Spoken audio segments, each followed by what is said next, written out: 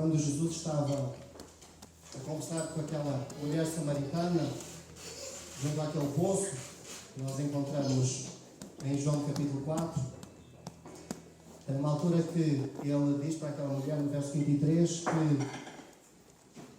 os adoradores que Deus procura são os que adoram em espírito e em verdade. É desse modo que nós devemos adorar em espírito, porque Deus é espírito, e porque adorar é, acima de tudo, uma atividade espiritual. E em verdade, porque a palavra verdade no grego é a palavra aletheia, que vem de duas palavras. A palavra teia, que é do letal, e a palavra a, que é não. Então, verdade é literalmente alguma coisa que não é letal. É alguma coisa que nos faz bem, alguma coisa que é saudável para nós. E adorar em verdade é alguma coisa que é bom para nós, é bom para o nosso espírito, é alguma coisa que nos enche, é alguma coisa que nos traz a presença de Deus e que nos traz esta paz. E vamos então cantar para o nosso Deus esta canção. É apenas para Ele que nós cantamos.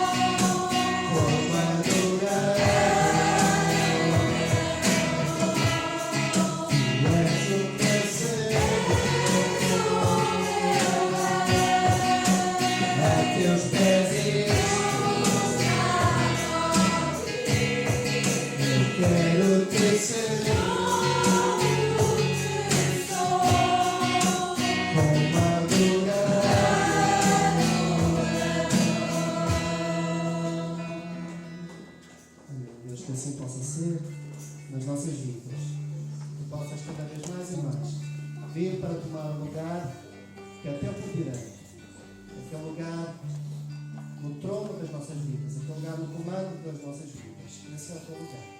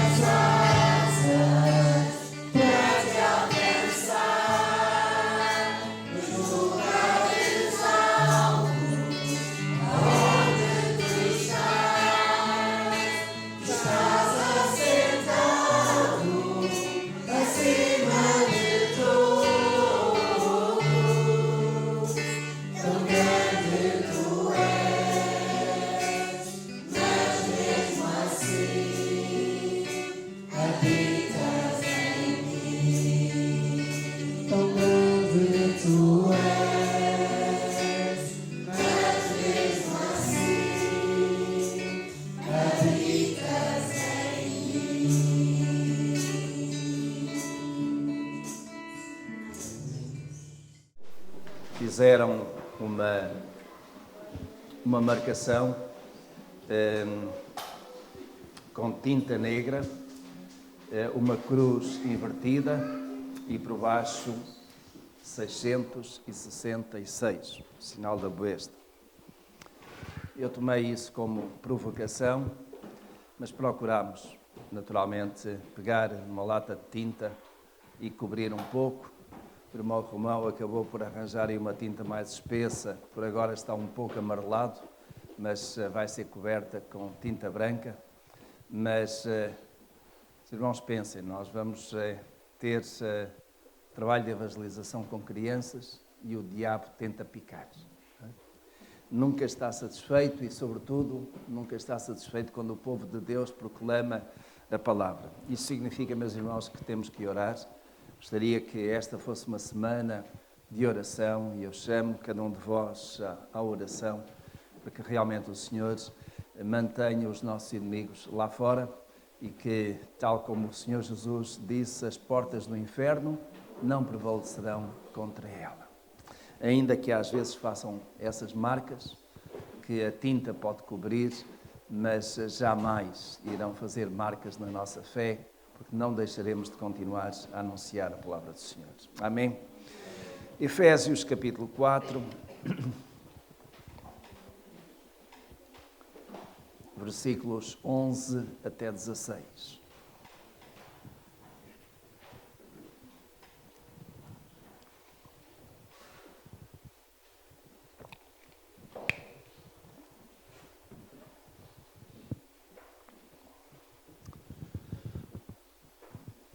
Tanto na classe de adultos da Escola Dominical como na classe de jovens, nós consideramos os primeiros 10 versículos desta carta aos Efésios e temos agora então para considerar os versículos 11 a 16 e isto queremos que seja para toda a Igreja, porque esse naturalmente é o grande objetivo, o grande desejo de Deus com estas palavras. Verso 11: Ele deu uns como apóstolos e outros como profetas e outros como evangelistas e outros como pastores e mestres, tendo em vista o aperfeiçoamento dos santos para a obra do ministério, para a edificação do corpo de Cristo, até que todos cheguemos à unidade da fé e do pleno conhecimento do Filho de Deus, ao estado de homem feito, à medida da estatura da plenitude de Cristo, para que não mais sejamos meninos inconstantes,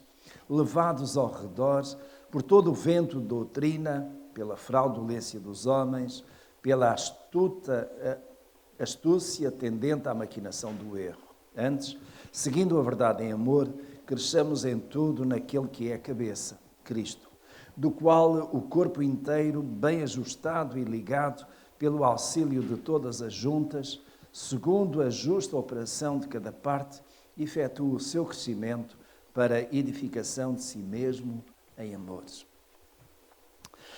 Meus irmãos, vários títulos podem ser dados para esta mensagem. Um deles, tomando as palavras que estão no início do verso 13, até que todos cheguemos à unidade da fé. Mas, de certo modo, podemos considerar isto também como sendo o grande desejo de Jesus. Este, meus irmãos, é o grande desejo de Jesus que está aqui. E esse grande desejo de Jesus, naturalmente, chegava a esse ponto, até chegarmos todos à unidade da fé. E vejam, para que isso aconteça, o que é que Jesus fez? Em primeiro lugar, Ele deu. E há uma dádiva especial de Jesus à Igreja. E essa dádiva engloba aqui um conjunto de funções, não funcionários, mas de homens de Deus chamados, escolhidos para um determinado propósito, para um cumprimento de uma determinada missão. E começou exatamente com os apóstolos. Jesus, de entre os seus muitos discípulos, escolheu 12 para que estivessem junto dele. E uma das características fundamentais do apóstolo é que ele tinha que ser uma testemunha ocular da ressurreição de Jesus. E é por causa disso que, de certo modo, o apóstolo Paulo se sente assim um pouco distante em relação à autoridade apostólica, na medida em que ele diz que eu fui o derradeiro, fui o último, em que Cristo ressuscitado se apresentou, se mostrou a mim. Porque era, na igreja primitiva, condição essencial ter visto Jesus ressuscitado depois da sua morte. O apóstolo era aquele que ia por vários lugares para desbravar terreno em campos missionários e levar a mensagem apostólica, a mensagem de Cristo Jesus deixada aos apóstolos e que naturalmente iria servir de estrutura para o desenvolvimento e a expansão da igreja. Ele fala também que deu à igreja profetas. E o profeta tinha uma função diferente do apóstolo. O profeta poderia ficar localizado num determinado lugar, numa pequena região, não tinha que estar a correr mundo como aconteceu com os outros, mas o profeta tinha uma palavra da parte de Deus. Tinha alguma coisa que tinha que ser comunicada com clareza e com prontidão. Era a palavra de Deus. Muitas vezes acerca daquilo do futuro, daquilo que haveria de acontecer, mas tantas outras vezes uma mensagem profética era uma mensagem de alerta, de apelo para uma vida reta diante de Deus. Depois também Jesus deu evangelistas. E os evangelistas que aparecem em vários textos da Escritura, sobretudo no livro de Atos dos Apóstolos e depois na expansão da Igreja, eram aqueles que tinham o dom da proclamação do Evangelho, tinham o dom da comunicação das boas novas. Eram aqueles que tinham por grande preocupação apresentar a alguém o plano da salvação. E depois disso iam para outro lugar e para outro. Eram evangelistas, quer a nível individual, quer com alguns grupos. Mas depois de alguém estar evangelizado, isto é, depois de alguém receber a boa nova da salvação, depois de alguém se converter e de aceitar, era preciso haver todo um processo de discipulado, um processo de crescimento espiritual, um processo de carinho, de acompanhamento. E para isso, Jesus também providenciou, chamando outros, aos quais chamou de pastores. E é interessante porque no nosso texto em português, na nossa tradução, tem pastores e mestres. Esse "e" que nós colocamos na nossa tradução não aparece no escrito original. Aparece pastores, mestres. Significando isso que muitas vezes o pastor era também mestre. Isto é, o pastor não apenas cuidava do rebanho, não apenas cuidava daqueles que se tinham convertido, quer por ação do evangelista ou até do apóstolo, mas, sobretudo, era também um ensinador, alguém que instruía, alguém que partilhava a palavra, que explicava, de tal modo que nesse seu pastoreio ele trazia o alimento da palavra de Deus, mas também trazia a instrução e o andar, como nós, aliás, encontramos nestes últimos 3 capítulos da Carta dos Efésios, a palavra dominante, a palavra que é força aqui é andar. Andeis, vejo no verso 1 do capítulo 4, muito rapidamente, para que andeis como é digno da vocação com que fostes chamados. No versículo 17 deste mesmo capítulo diz, portanto, digo isto e testifico no Senhor, para que não mais andeis como andam os gentios, na vaidade da sua mente. No capítulo 5, versículo 1, sede, pois, imitadores de Deus como filhos amados e andai em amor, como Cristo também vos amou e se entregou a si mesmo por nós, como oferta e sacrifício a Deus em cheiro suave. No verso 8 do capítulo 5, pois outrora erais trevas, mas agora sois luz no Senhor, andai como filhos da luz. E no versículo 15 deste mesmo capítulo 5, portanto, vede diligentemente como andais, não como néscios, mas como sábios. Então, esta caminhada era feita com um acompanhante, com alguém que estava sempre por perto. Era um pastor, era um mestre, que de certo modo estava, por assim dizer, adiante nesta caminhada, servindo de exemplo, mas ao mesmo tempo também assegurando que todo o seu rebanho seguia este mesmo caminho e era alimentado e orientado, instruído nesta caminhada. A seguir, encontramos o propósito da dádiva de Deus. Jesus, então, deu este conjunto de homens e mulheres chamados para o cumprimento de uma missão. E agora, naturalmente, o propósito da dádiva. Porquê é que Jesus deu? Para que é que Jesus deu? E nós chegamos ao versículo 12 deste capítulo 4 e encontramos isto. Tendo em vista, isto é, tendo como objetivo, é esta a finalidade, o aperfeiçoamento dos santos para a obra do ministério, para a edificação do corpo de Cristo. E este é o primeiro aspecto. O primeiro aspecto e o grande desejo de Deus, meus irmãos, para a sua vida, individualmente, para a nossa vida coletivamente como igreja, é que de facto nós vamos sendo aperfeiçoados.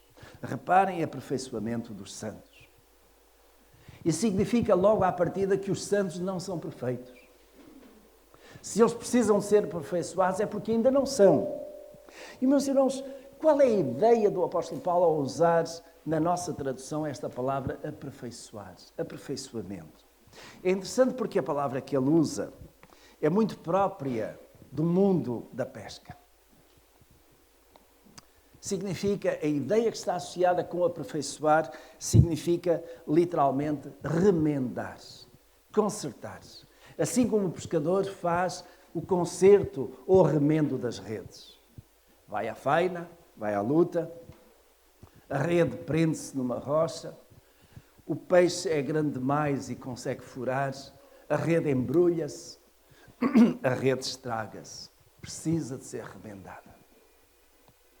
E enquanto alguns homens estão no mar, com as redes perfeitamente remendadas e preparadas, há outros que ficam em terra, remendando aquelas que foram rompidas, aquelas que, se forem lançadas ao mar, o peixe entra e sai, não apanha nada.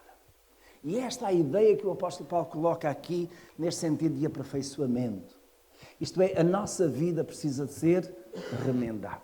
A nossa vida precisa de ser consertada. A nossa vida precisa de ser corrigida para poder voltar de novo a entrar em funções devidamente. É esta a ideia que está associada aqui. Os irmãos querem ver, é muito interessante, porque em Marcos, no Evangelho segundo Marcos, capítulo 1,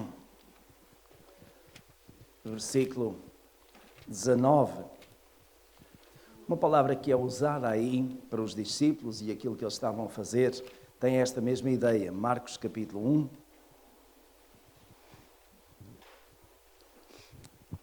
Começando no versículo 17. Disse-lhes Jesus: vinde após mim, e eu farei que vos torneis pescadores de homens. E este vai ser o tema do próximo sábado fantástico. Não é? Pescadores de homens. Então eles, deixando imediatamente as suas redes, o seguiram. E ele, passando um pouco adiante, viu Tiago, filho de Zebedeu, e João, seu irmão, que estavam no barco, consertando as redes. Se os irmãos quiserem, no contexto de Efésios, aperfeiçoando as redes. Isto é, reabilitando as redes para que elas pudessem ser usadas de novo na pesca. E é esta a ideia que de facto está associada aqui. Esta reabilitação, este conserto. Meus irmãos, nós precisamos disto. Nós vamos à luta, semana a semana, dia a dia.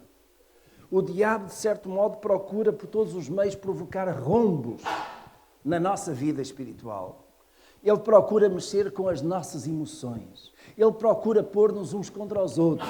Ele procura de coisinhas pequeninas fazê-las gigantes, de tal modo que nós digamos aquilo que não devemos dizer e acabemos por explodir. O diabo gosta de provocar rombos na nossa vida espiritual, na nossa vida moral, na nossa vida física até.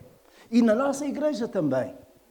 E por isso mesmo o grande objetivo de Jesus, ao ter dado este conjunto de ministros para a sua igreja, é que de facto os santos, a igreja, seja aperfeiçoada.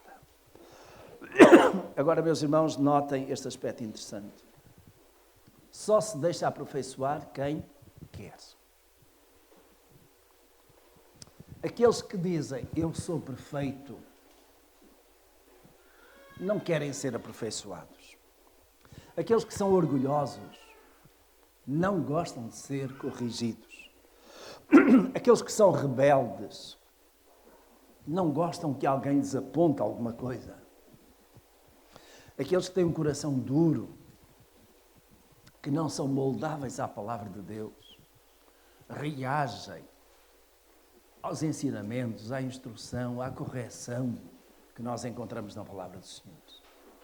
E estes, ainda que possam ser chamados de santos, não vão chegar à perfeição.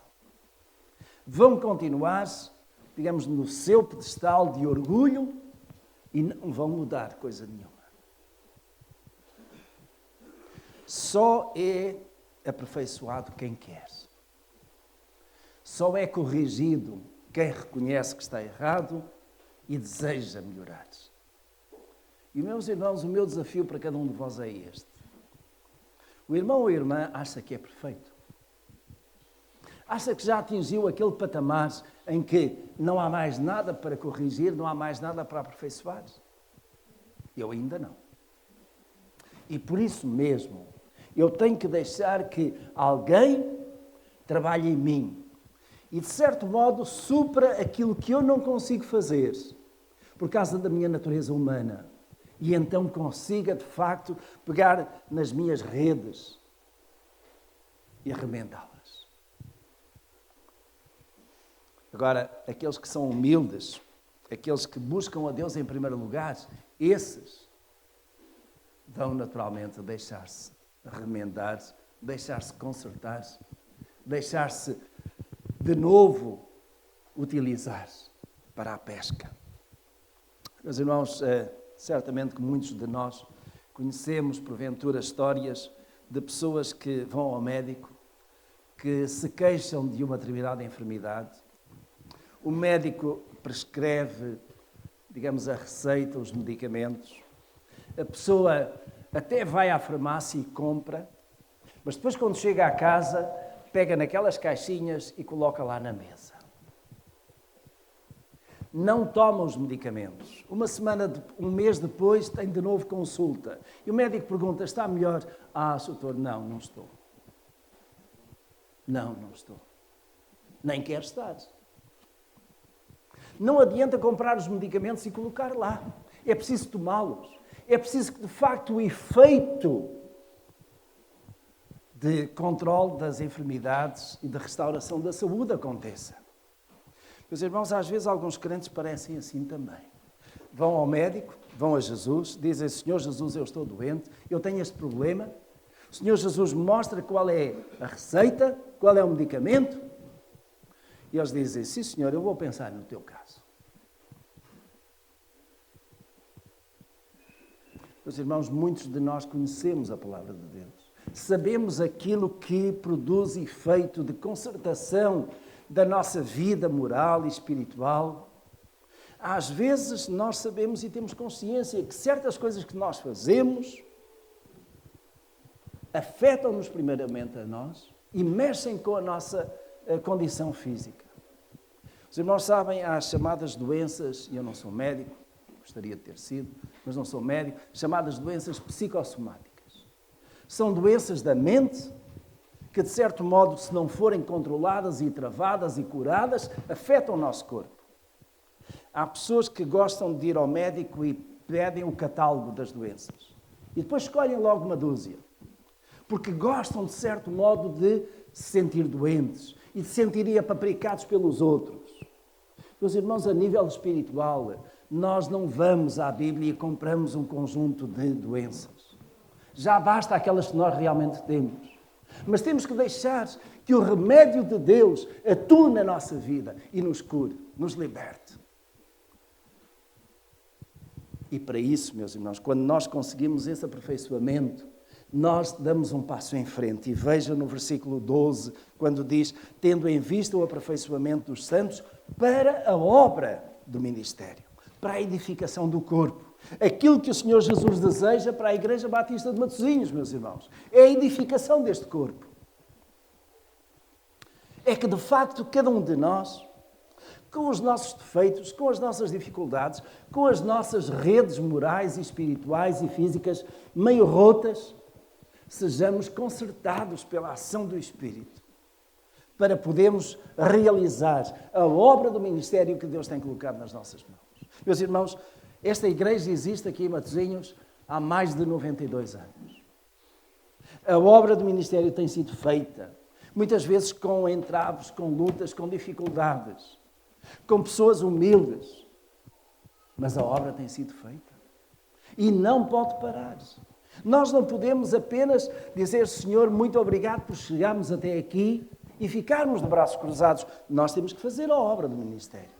Dentro e fora da igreja. Dentro no sentido de instrução, de encorajamento, de evangelização, mas fora também no dia a dia onde nós estamos, fazermos a obra do ministério. É para isso que, de facto, Deus deu dons à igreja, para que ela fosse aperfeiçoada e cumprisse o seu ministério.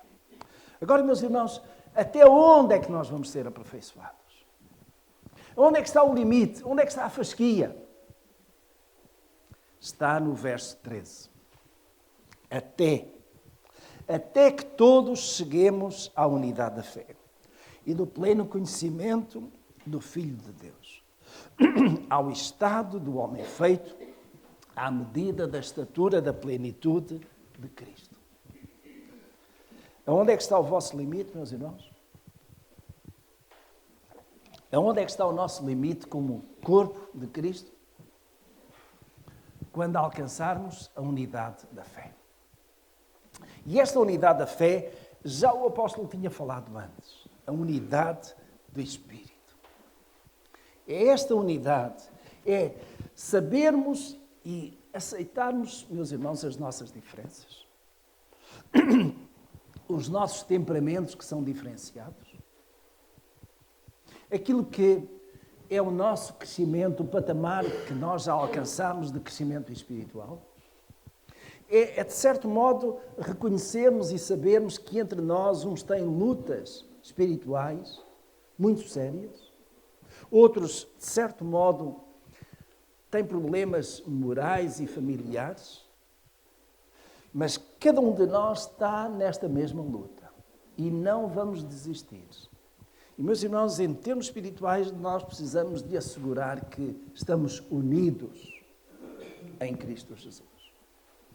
Esta unidade tem que ser alcançada. E a unidade, meus queridos irmãos, adquire-se pelo conhecimento da mente de Cristo. Voltemos a olhar para o texto, verso 13, até que todos cheguemos à unidade da fé e do pleno conhecimento do Filho de Deus. Do pleno conhecimento do Filho de Deus. Meus irmãos, eu tenho estudado a palavra de Deus já há cerca de 40 anos. Já fiz mais do que um curso teológico. Tenho estudado e continuo a estudar. E quero dizer aos irmãos, com toda a humildade, que eu ainda não sei tudo acerca de Deus e das coisas de Deus. Nem me atrevo presunçosamente a considerar de outro modo. O apóstolo Paulo, que foi porventura o melhor e o maior intérprete de Jesus, acabou por dizer isso mesmo. Só se nós caminhamos para o alvo. Hoje conhecemos ou vemos como por enigma. Quando estivermos na presença do Senhor, conheceremos como somos conhecidos. Veremos o Senhor face a face. Ah, meus irmãos, vai ser tão bom para mim estar na presença de Deus e conhecer todas as coisas. Vai ser bom para os irmãos? Que maravilha, não é? Conhecermos Deus como Ele nos conhece a nós. Mas, meus irmãos, a medida do aperfeiçoamento é exatamente aí. É chegarmos lá. Iremos alcançar nesta terra? Eu não creio. Mas nem por isso nós deixamos de olhar para o alvo. Nem por isso deixamos de considerar que isso é a nossa meta, que temos que alcançar. Mas, irmãos, tem aqui um outro termo de comparação no final do versículo 13. Neste processo de crescimento, até onde é que nós vamos? À medida da estatura da plenitude de Cristo. Os irmãos acham que Jesus era um homem com 3 metros de altura?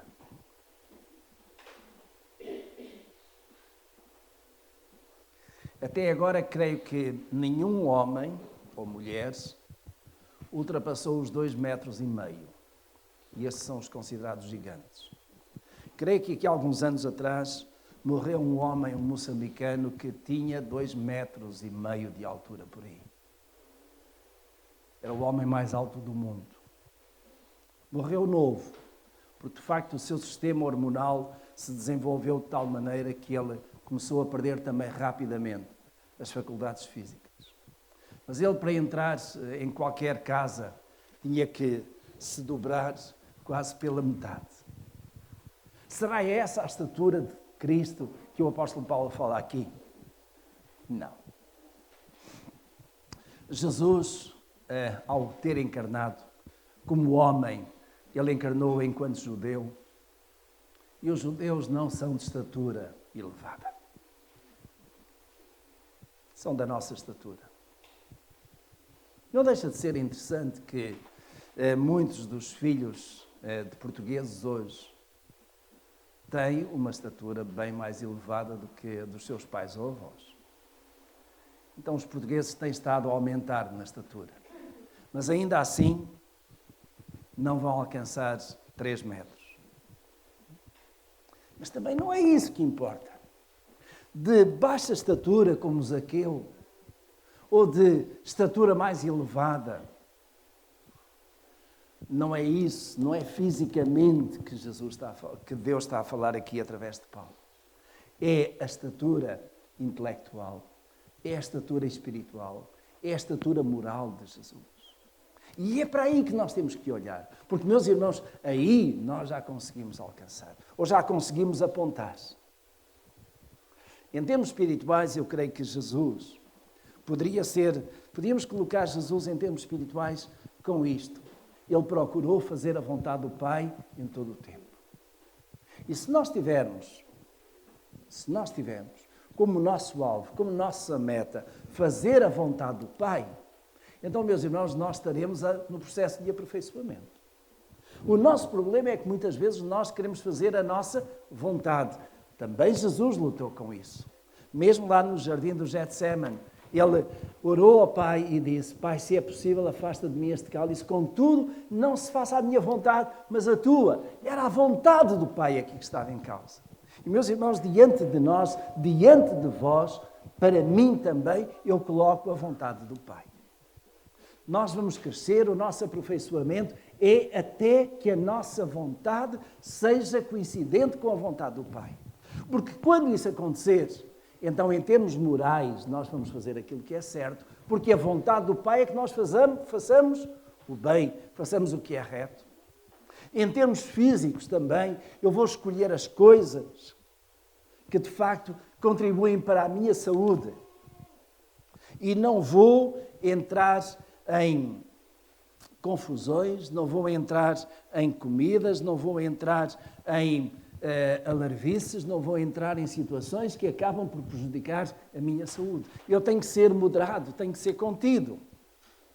Claro que há momentos especiais em que nós até podemos alargar um bocadinho, mas, meus irmãos, nunca, do meu ponto de vista, aquela ideia que muitas vezes é defendida: perdoa o mal que faz pelo bem que sabe. E nós, às vezes, fisicamente, comemos e bebemos para a satisfação da nossa carne, sabendo que aquilo nos vai fazer mal. Temos que ser moderados aí também. Este crescimento, na medida da estatura de Cristo, é exatamente procurar esse tal equilíbrio. Aquilo que é o melhor para nós. E, meus irmãos, se Deus quer o melhor para nós, por que é que nós havemos de querer outra coisa que não seja o melhor para nós? Mas o melhor para nós, ainda assim, é diferente de pessoa para pessoa. Permitam-me só que cite a minha esposa. Lá em casa, quem bebe leite sou eu. Se a minha esposa tomar leite, ela fica doente. E, no entanto, o leite é um alimento saudável, que ajuda no crescimento. Mas para ela é veneno para os intestinos. Meus irmãos, nós temos que conhecer-nos a nós próprios e saber aquilo que é bom para nós, aquilo que nos faz mal. E isso leva-nos exatamente àquela estatura de Cristo. Meus irmãos, reparem, há um outro aspecto que depois vem aqui como sendo de grande importância. Então temos esta maturidade cristã e o modelo é Jesus. Mas notem no versículo 14, o alerta que é feito, eu estou quase a terminar, o alerta que é feito em relação à doutrina e à prática. Para que não mais sejamos meninos inconstantes, levados ao redor por todo o vento de doutrina, pela fraudulência dos homens, pela astúcia tendente à maquinação do erro.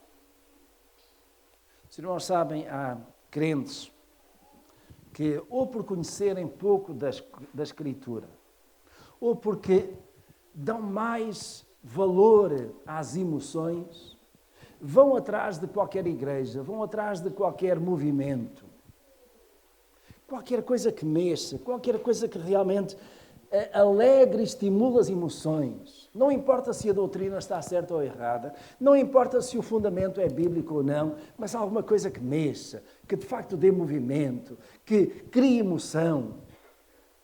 Alguns seguem por isso. E na verdade muitos têm seguido vendedores de prosperidade, vendedores de vida cristã fácil, vendedores de ilusões. A palavra de Deus é muito clara acerca daquilo que realmente é a doutrina, acerca daquilo que tem que ser a nossa fundamentação ética, aquilo que são os valores que nós encontramos na Escritura. E são esses que nós devemos seguir. A esses que nós nos devemos ancorar. Esses são a nossa rocha. E é naturalmente aquilo que nos dá sustentabilidade e segurança. Firmes da doutrina, não só o que nos convém, quando nos convém, mas de facto seguindo a verdadeira doutrina. Meus irmãos, diz a Escritura no verso 15, antes seguindo a verdade em amor. E notem de novo a palavra cresçamos. Cresçamos em tudo naquele que é a cabeça, Cristo. Nós vamos crescendo em Cristo. E para crescermos em Cristo temos que ser imitadores de Cristo. Temos que seguir a Cristo. E vejam depois, meus irmãos, o efeito que isto vai dar. E o que é preciso como igreja termos? Organização. E o verso 16 é organização. Ou seja, para nós alcançarmos aquela unidade da fé, precisamos de estar organizados.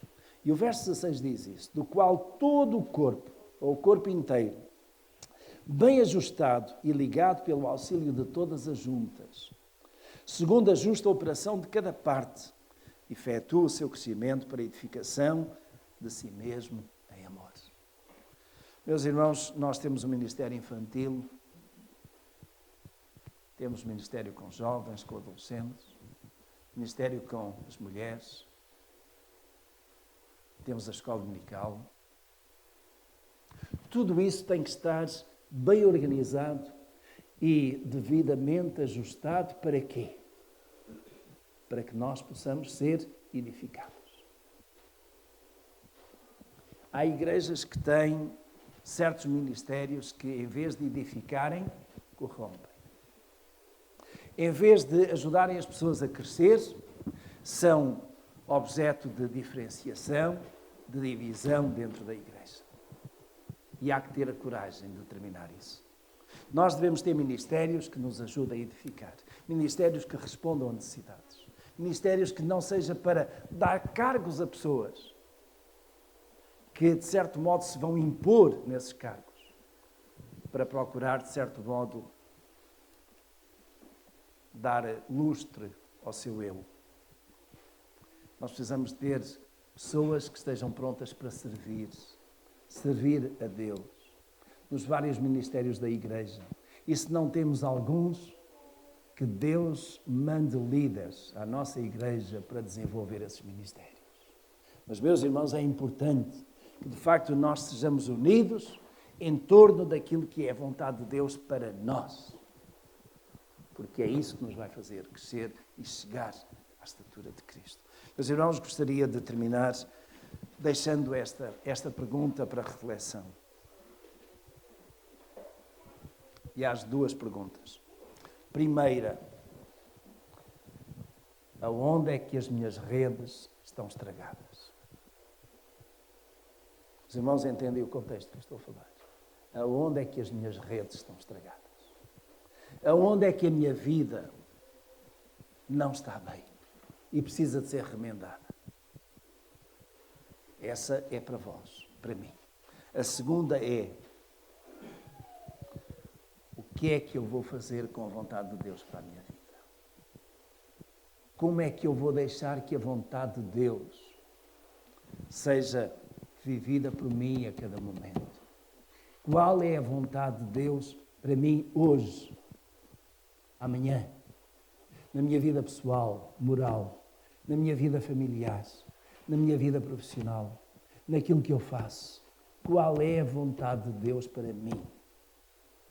Meus irmãos, se nós fizermos estas duas coisas, a reconhecermos aonde as nossas redes estão estragadas e que precisam de conserto, e deixarmos que a vontade de Deus seja aquela que nos governa, nós vamos alcançar.